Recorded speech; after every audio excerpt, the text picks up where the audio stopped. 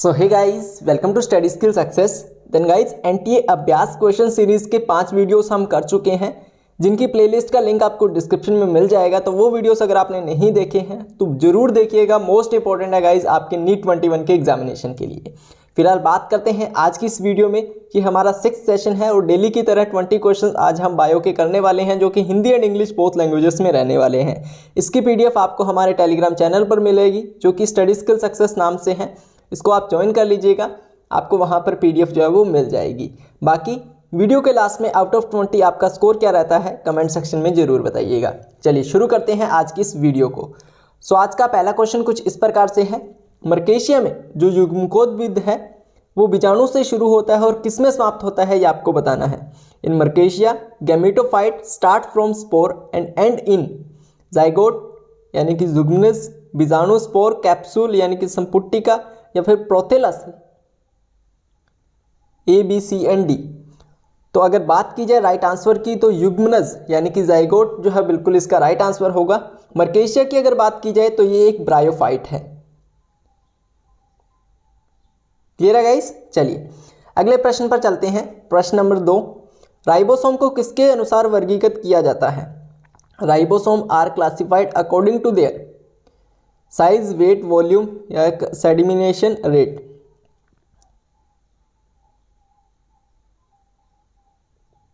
Ribosome की अगर बात की जाए तो ये एक बहुत ही जटिल अणु है, ठीक है, जो कि प्रोकैरियोट और यूकैरियोट दोनों में पाया जाता है। ठीक है गाइस? चलिए तो इसकी अगर बात की जाए तो ऑप्शन नंबर डी यानी कि अवसादन दर के रूप में इसको वर्गीकृत किया जाता है, क्लासिफाइड किया जाता है सेडिमिनेशन रेट के बेस पर। ठीक है, तो ऑप्शन नंबर डी जो है बिल्कुल इसका राइट ऑप्शन होगा। चलिए अगला प्रश्न, आपको रॉन्ग स्टेटमेंट को चूज करना है, इनकरेक्ट स्टेटमेंट यानी कि गलत कथन को आपको चूज करना है कि इनमें से गलत कौन सा होगा।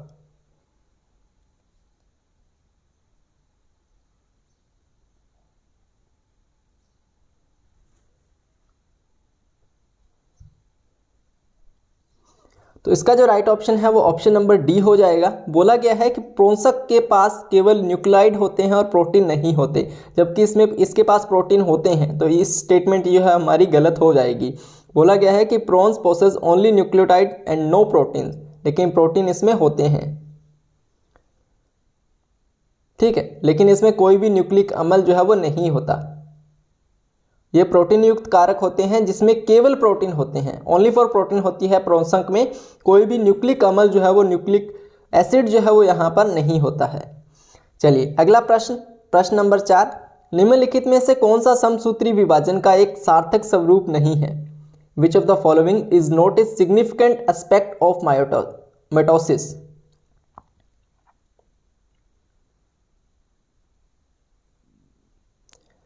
समसूत्री जो विभाजन होता है इसको मध्यवर्ती विभाजन भी कहा जाता है।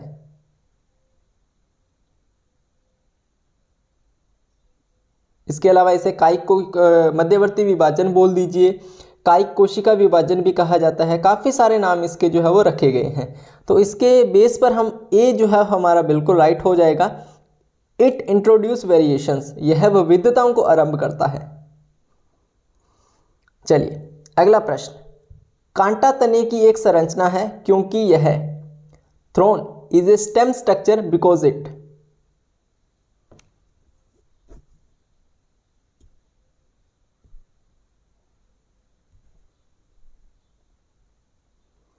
देखिए कांटा जो होती है वो कुछ पादपों की कक्षीय जो कलियां हैं वो होती हैं, यानी कि एक्सिलरी वर्ड होती हैं। तो इसमें एक बिहाफ पर बी हमारा बिल्कुल राइट होगा। कक्षीय कली से ये विकसित होती है, डेवलप्स फ्रॉम एक्सिलरी बर्ड। ठीक है, तो ऑप्शन नंबर बी हमारा इसका राइट ऑप्शन हो जाएगा। चलिए नेक्स्ट क्वेश्चन है, एकल बीजपत्री तने में लयजात गुहिका संवहनी बंडलों को डैश के विघटन द्वारा विकसित करती है। तो डैश के स्थान पर क्या आएगा? प्रोटोजाइलम, मेटाजाइलम, फ्लोएम या फिर ग्राउंड टिश्यू, बताइए। एक बीजपत्री जो तना होता है उसमें 4 उत्तक तंत्र उपस्थित होते हैं। टिश्यू जो होते हैं वो 4 उपस्थित होते हैं।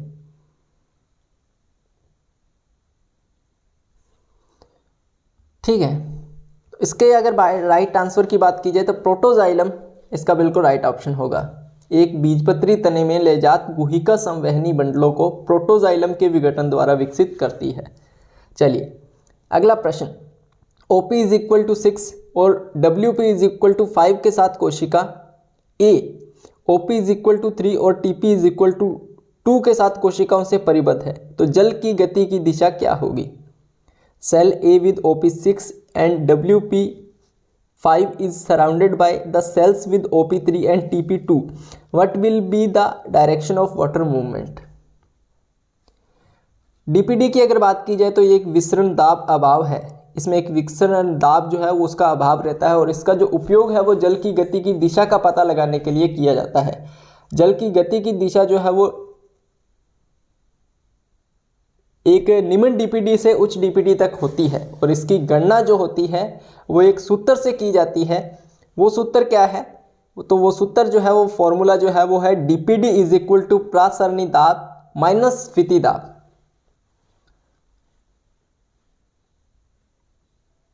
तो इसके अभाव पर हम बोल सकते हैं कि यहाँ पर क्या होगा कि DPD जो है वो दोनों कोशिकाओं में DPD समान आ रहा है। ठीक है, दोनों कोशिकाओं में DPD समान आ रहा है क्योंकि पहले हम 6 - 5 करेंगे तो भी हमें 1 मिलेगा, दूसरे में हम 3 - 2 करेंगे फिर भी हमें 1 मिलेगा। तो यहाँ पर क्या होगा, कोई भी मूवमेंट नहीं होगी तो नो मूवमेंट हमारा इसका राइट आंसर आ जाएगा। क्लियर है गाइस? आपको यहाँ पर कम करना होता है। ठीक है, जो प्रासरणी दाब होता है उसमें से स्फीति दाब को कम करना होता है। चलिए अगला प्रश्न, NH3 अणु बनाने के लिए मूल ग्रथिकाओं में N2 स्थिरीकरण के दौरान कितने ATP उपयोग किए जाते हैं? During N2 fixation in root nodule to from NH3 molecule how many ATP are consumed?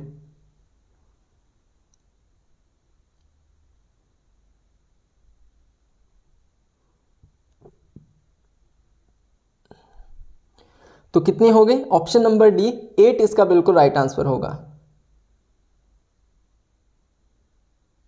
8 इसका जो है बिल्कुल इसका राइट ऑप्शन हो जाएगा। N2 8H 8E 16 ATP, 2 ammonia हो गए, H2 हो गया, 16 ADP हो गई और 16 PI हो गई। ये 8 ATP जो है वो इसमें उपभोग किए जाते हैं।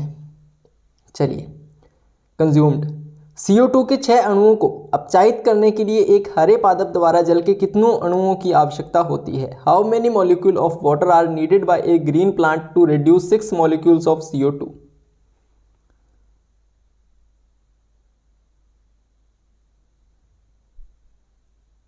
तो यहां पर जो नीड होती है वो 6 तो कार्बन डाइऑक्साइड, उसके अलावा 12 जल प्लस ग्लूकोज हो गया प्लस ऑक्सीजन के 6 अणु और जल के 6 अणु, इन सबको अगर हम मिला दें तो टोटल कितने बनेंगे? B यानी कि 12। इसमें पूछा है जल के कितने अणुओं की, सिर्फ जल के, सॉरी मैंने मिला दिया बोला, सिर्फ जल पूछा है तो यहाँ पर वाटर पूछा है तो 12 इसका बिल्कुल राइट ऑप्शन हो जाएगा।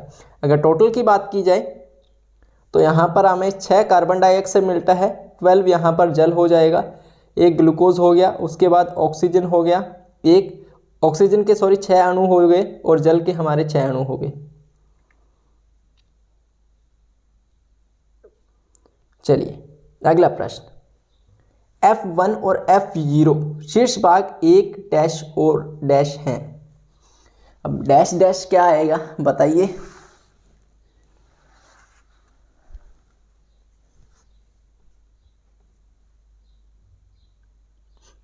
तो F1 और F0 शीर्ष भाग की अगर बात की जाए तो F1 जो है वो एक परिधीय झिल्ली प्रोटीन संकुल है। उसके अलावा F0 की अगर बात की जाए तो ये समाकलित झिल्ली प्रोटीन संकुल है, यानी कि ऑप्शन नंबर डी आएगा। F1 जो है वो पेरिफेरल मेम्ब्रेन प्रोटीन है, मेम्ब्रेन प्रोटीन कॉम्प्लेक्स है, और F0 जो है वो इंटरनल मेम्ब्रेन प्रोटीन कॉम्प्लेक्स है। तो ऑप्शन नंबर डी हमारा यहाँ पर बिल्कुल राइट ऑप्शन हो जाएगा। चलिए अगला प्रश्न, समनाम क्या है? होमोनाइम इज क्या है समनाम बताइए? तो जो दो अलग अलग वर्णक होते हैं ना, उनके एक समान नाम को हम समनाम कहते हैं। तो अलग अलग वर्ण के एक समान नाम को हम समनाम कहते हैं।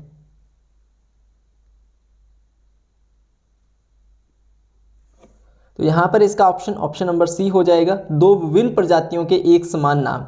जैसे कि मैंने आपको बताया, identical name of two different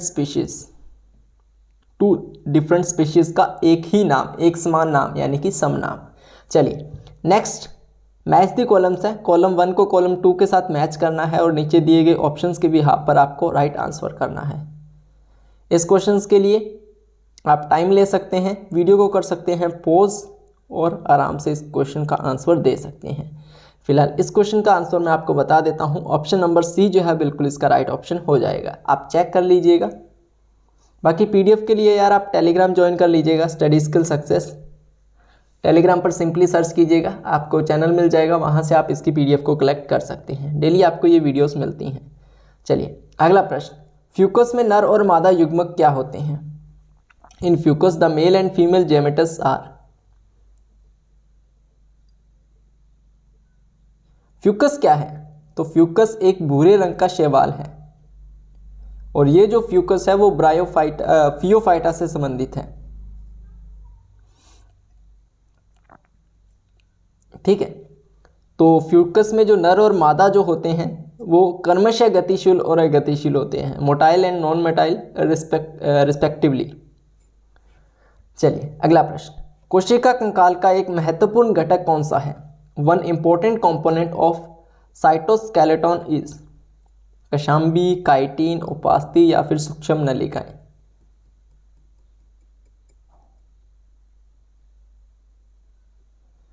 eukaryotic कोशिकाएं जो होती है, जितनी भी यूकेरियोटिक सेल्स जो होती हैं वो एक रेशेदार प्रोटीन के जाल से बनी होती हैं और इसी जाल को हम कोशिका कंकाल कहते हैं। और ये जो कोशिका कंकाल पाया जाता है वो कोशिका द्रव्य में पाया जाता है, ये आपको पता होना चाहिए। और इसका जो राइट ऑप्शन है वो ऑप्शन नंबर डी होगा, माइक्रोट्यूब्यूल्स यानी कि सूक्ष्म नलिकाएं जो है बिल्कुल इसका राइट आंसर होगा। चलिए नेक्स्ट, तुर्कु के विपरीत ध्रुवों से सूक्ष्म नलिकाएं संतति अर्ध गुणसूत्र के काइनेटोकोर के दौरान किसमें जुड़ जाती हैं?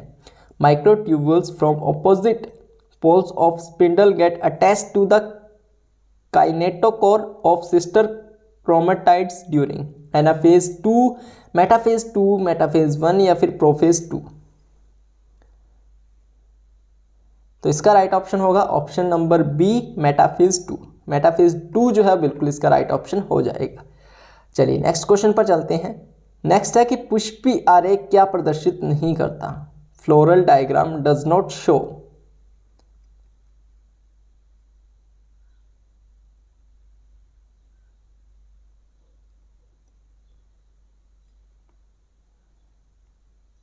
क्या शो नहीं करता? तो ये जो दलों का रंग और आकार जो है, colour and shape of petals जो है वो शो नहीं करता। अगला प्रश्न, प्रश्न नंबर 18, निम्नलिखित में से कौन एक गलत मिलान युग्म है? विच out of the following is mismatched pair?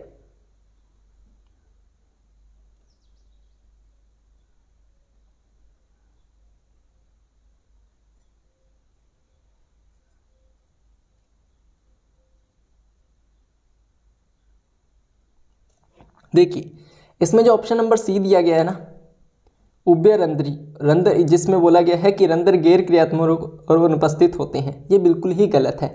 रंध्र की अगर बात की जाए तो ये एक पादप की पत्ती में जो छोटे छोटे छेद होते हैं उनमें होते हैं। इसके इन रंध्रों के माध्यम से जो वायुमंडल के साथ जल और गैसों का आदान प्रदान होता है वो इसी के माध्यम से होता है। और रंध्र में 3 भाग होते हैं। सबसे पहला कोशिका छिद्र, उसके बाद द्वार कोशिकाएं और उसके बाद सहायक कोशिकाएं।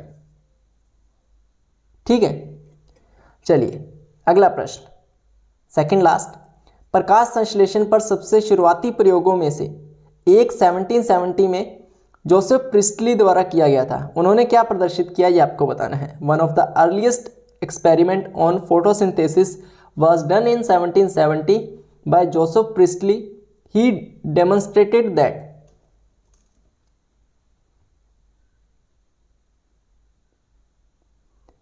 ये जो उन्होंने प्रयोग किया था इसमें उन्होंने एक हरे पादप का उपयोग किया था अर्थात पुदीना के साथ उन्होंने मोमबत्ती और एक चूहे का भी उपयोग किया था। उन्होंने क्या किया कि एक बेल जार लिया जिसमें उन्होंने एक जलती हुई मोमबत्ती रखी। जहां उन्हें पता चला कि मोमबत्ती बुझ रही है, दूसरे प्रदर्शन में उन्होंने एक बेल जार लिया और जार को बंद कर दिया। जहां उन्हें पता चला कि ऑक्सीजन की कमी के कारण चूहा मर जाएगा। अब अंतिम चरण में क्या हुआ, वह मोमबत्ती और चूहा को एक साथ एक पुदीना पादप लगाता है, जिसमें पता चलता है कि सभी जीवित थे और वह इस परिणाम पर पहुंचे कि पौधे ऑक्सीजन छोड़ते हैं। ठीक है, उन्होंने पहले क्या किया, पहले एक उन्होंने जार लिया जिसमें क्या किया, उन्होंने एक मोमबत्ती रखी जलती हुई, फिर वो बुझ गई। दूसरे में उन्होंने एक चूहा लिया, माउस लिया और वो मर गया। और तीसरे में क्या किया, उन्होंने एक पुदीना का पौधा लिया जिसमें क्या मोमबत्ती भी रखी और चूहा भी छोड़ा। तो उसमें उन्होंने देखा कि मोमबत्ती भी जल रही है और चूहा भी जिंदा है। इससे उनका ये पता लगा कि जो पौधे हैं वो ऑक्सीजन छोड़ते हैं और इस ऑक्सीजन का उपयोग जो है वो मोमबत्ती को जलाने के लिए किया जाएगा और चूहा श्वसन में उपयोग करेगा, यानी कि श्वास लेने में उपयोग करेगा। और बदले में कार्बन डाइऑक्साइड चूहे द्वारा मुक्त की जाएगी और इसका उपयोग प्रकाश संश्लेषण के लिए पादपों द्वारा किया जाएगा। तो जोसेफ प्रिस्टली ने बताया था कि पादप और जंतु एक दूसरे के लिए वायु का पुण्य संग्रह करते हैं। ठीक है, ये तो आपको पता चल गया होगा। तो इसके भी यहाँ पर सी हमारा बिल्कुल राइट होगा कि पादप और जंतु एक दूसरे के लिए वायु का पुण्य संग्रह करते हैं। Plants and animals restore the air for each other. Clear है गाइस? चलिए आज का last question match the columns है, तो आराम से वीडियो को पॉज कीजिएगा और इस पूरे के पूरे क्वेश्चन का जो है वो आंसर कीजिएगा। बाकी इस वीडियो का आंसर आपका ये रहा, ऑप्शन नंबर बी जो है इसका बिल्कुल राइट आंसर हो जाएगा। बाकी यार ये था आज का पूरा सेशन जिसमें हमने बायो के 20 क्वेश्चंस किए हैं। उम्मीद करता हूँ आज का सेशन आपको पसंद आया होगा।